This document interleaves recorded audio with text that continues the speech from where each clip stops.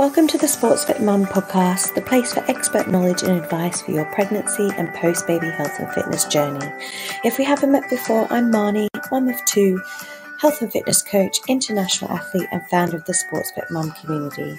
Join us each and every week for lots of motivation and inspirational stories for you, the sport-playing, exercising, loving mum or mum. Welcome to the Sportsfit Mum Podcast, the place for expert knowledge and advice for your pregnancy and post-baby health and fitness journey. If we haven't met before, I'm Marnie, mum of two, health and fitness coach, international athlete and founder of the Sportsfit Mum community.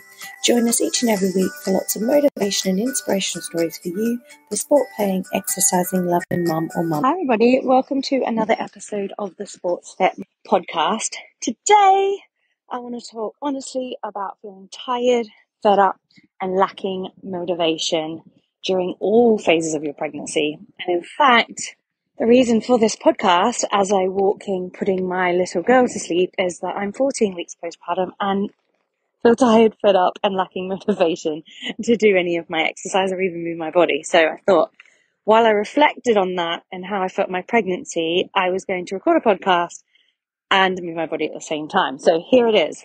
So are there more times than not where you feel you are tired, exhausted, fed up, you really lack motivation, maybe even to do the day-to-day tasks, let alone moving your body and exercising, right? Well, you are human. It happens to all of us, even postpartum. So get prepared.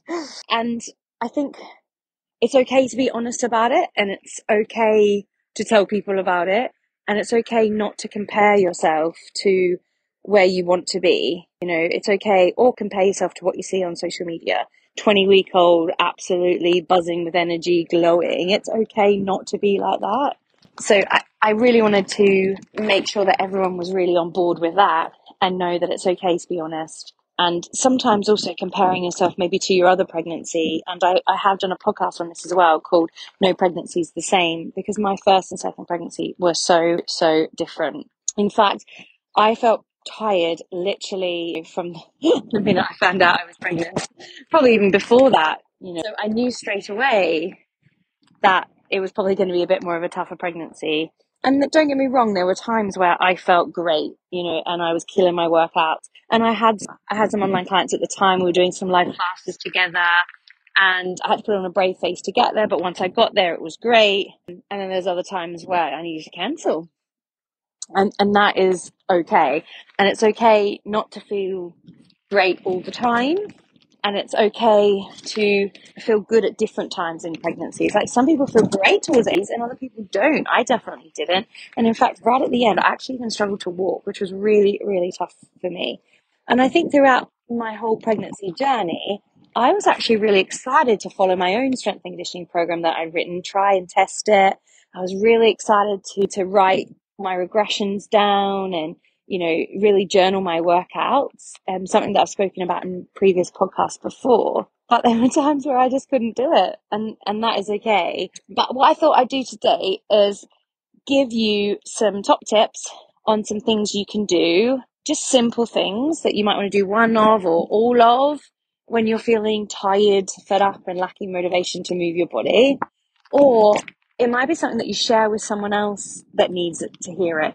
Because it does take bravery to admit to people, especially when we all know in pregnancy you do get tired. Like we do know that you are growing a human being, right? We are superhuman. We are growing a human being. But sometimes we don't actually say how tired and exhausted we feel. Remember the lack of sleep if you're getting up to pee all the time, or a lot of the time you might have dreams or nightmares that wake you up. You might be super uncomfortable, so you lack sleep. You know, that really does put a spanner in the works as well. Not only is it extra energy to grow this baby, your mind is all over the place with the things that you need to think about, the hormone changes in the body, you know, the list is endless. And sometimes we forget all of that and think, oh, you know, it's okay to be tired. And it is okay to be tired, but there's also some things you can do. So here we go. First tip. Sounds super simple, but drink some water. I got really dehydrated in my first pregnancy, actually. And it was because I wasn't used to peeing all the time. So I didn't want to drink enough water. I didn't want to drink lots of water because I didn't need to go to the toilet. But do you know what's really important to note is that dehydration actually affects our brain function, our appetite, and our moods. Massive. So we do need to make sure we are drinking enough water. I know it sounds super simple, but you do need to have a little bit of accountability with yourself. So my top tip for this is set an alarm, and I've done this by the way, is set an alarm for 30 to 40 minutes on your phone, and every time that alarm goes off, you need to drink some water. This will also probably help you not have to pee yourself too much, because you'll be slowly increasing the size of the bladder. It's probably not the size of the bladder, but as much as the bladder can hold before needing to go to the toilet. And remember, as your baby grows, it's pushing down on that bladder, and that's why you feel like you need to go to the toilet more. And that's almost, going to happen regardless of how much water you drink. So lots of water, but in smaller doses. Okay, my next little tip is go back to your exercise plan. And I do hope you have an exercise plan. I do mine every Sunday. But go back, there should be a go-to mobility workout that you can do, a yoga, maybe just a simple glute and core activation session, maybe a simple resistant band or Swiss ball workout, a walking route that you can do without thinking, a body weight exercise, maybe you get on the bike if you've got a bike, or maybe you have a strength workout that you can do without thinking. They're the sessions that you want to plan, or at least be able to just pick up and go, okay, I'm just going to do 10 minutes of my mobility and see how I feel. And you'll be surprised it's just starting with 10 minutes on what you can fit in. So when I do my plan on a Sunday, I call it like plan A. This is what I want to do. But I also make sure I have other workouts there if I'm really not feeling it. Today, I was really not feeling my Peloton bike ride HIIT session that I needed to do. So instead, I just put on a Tabata track and I did some body weight.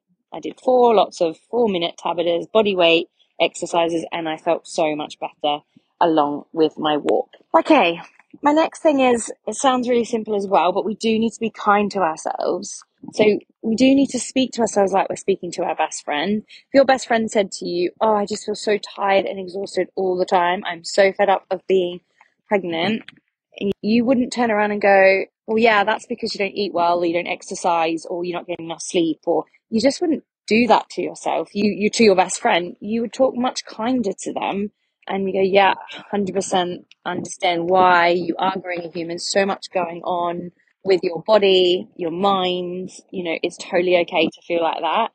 Let's help you feel better by trying to get you moving your body, even if it's just for 10 minutes, and even if it's just mobility or some yoga or maybe some resistant band workout. Or, get some accountability if that's something that you like. Find a friend and, get some accountability from them. Okay, next part. So we know we are going to talk to ourselves much better, like we're talking to our best friend. We know we're going to have 10-minute exercise options there, or plan our exercises on a Sunday. And we know how important water is. The next thing I want you to think about is your sleep routines. We can't always control how much sleep we get when we're pregnant, but we can control our sleep routines. So how quickly you can fall asleep, how much you can use some magnesium spray to help you, some lavender on your pillow, hot bath or shower. So there's lots of things that you can do to unwind earlier that might help you get into a deeper sleep earlier. So sometimes you might not be able to control how much sleep you get, but you can definitely control your sleep or bedtime routine, and how quickly you can get into that deep sleep. So that would be my tip number 4. Okay, so with those 4 tips in mind, I want to ask you a couple of questions, and I want you to think about your answers for these ones. So, why do you want to exercise? Why do you want to move your body? And what do you know exercise will do for you, even in all of your pregnancy stages or throughout your pregnancy journey? Question number 2, connect with how you feel when you do move your body and how you feel. And with this question, I want you to think about different intensities, because exercising can be simply a mobility workout, moving your body from cat-cow stretches to long lunges, or it can be a walk, fast or slow. It could be a run if you run. It could be a bike ride. It could be a weight session. So a workout or exercise will be different varies of intensities. So how do you feel when you do each of those, your mind and your body? Really important to think about both of those. And what fitness results are you looking for in your pregnancy? I know it sounds really silly, but some people really do want to increase their fitness levels in pregnancy. They're like, oh gosh, I didn't do this before. I've got to, crack on and feel fitter. Other people are like, oh, I'll just do whatever I can to get through. And others are like, oh, I want to make sure I have a good postpartum recovery. So they prioritize that. You've probably heard me speak quite a lot in other podcasts. And if you've downloaded my free Ultimate Fitness in Pregnancy guide, you know I talk about the outcome. For me, it's training for labor, as being mentally, physically, and emotionally strong for labor, as well as a quick postpartum recovery. And everybody's quick is different, by the way. I should probably change that word to quick, because there shouldn't be a timeline on it. But a easier, more confident postpartum recovery, that was always definitely one of my goals. So I'm going to give you an example of how I answered those questions. So question number 1, I exercise in pregnancy to maintain as much lean muscle and activate muscle activation as possible, especially my glutes and my core, or my abdominals, because glutes are part of your core. Second question is, I always felt so much better emotionally. I felt like I had some control and my body felt less tense when I did any type of exercise. But actually, I felt my best when I did a 10-minute mobility or yoga workout, and then followed by my resistant bands. I love those type of workouts, super simple. So my body actually felt better with low intensity workouts than high intensity. And I think I just mentioned this before, my outcomes is I wanted to be fit for labor and I wanted to be ready for my postpartum recovery. Okay, that's it from me today. I hope you or someone else needed to hear this. Keep positive throughout your pregnancy journey. It is not forever, it's just for now. Feel free to shoot me a DM if you want any examples of any of my workouts for my Training for Labour Strength and Conditioning program. And I will see you in the next episode. Thank you for listening to another episode of the Sportsfit Mums Podcast. It's awesome to have you along.